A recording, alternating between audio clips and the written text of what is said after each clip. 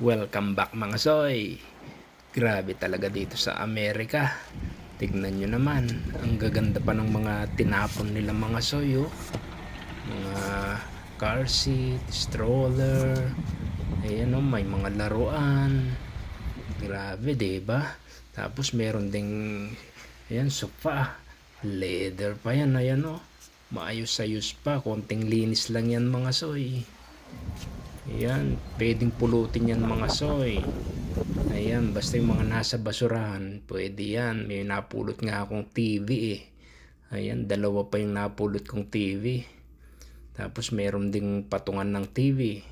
Meron ding kama. Di ba? Matyaga ka lang dito mga soy. Ikutin mo lahat ng mga basurahan. Ayan, oh. Dito kasi pagka kaysa ilipat mo pa nga naman yung mga yan kung mura lang naman bumili, di ba? Pero kapag tiis-tiis lang gusto mong makaipon, edi pulot na lang. Ayan, oh, may upuan, may mesa. Minsan nga yung garahe talagang tambak na eh. Hindi mo na alam kung anong ilalagay mo mga soy eh. Kung pwede lang sanang ipabagay sa Pilipinas, di ba? Ayan, oh. Yung mga iba nga hindi ko na kinukuha eh.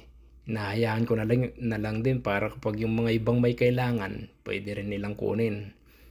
No, pati computer meron din. Siya, salamat mga soy.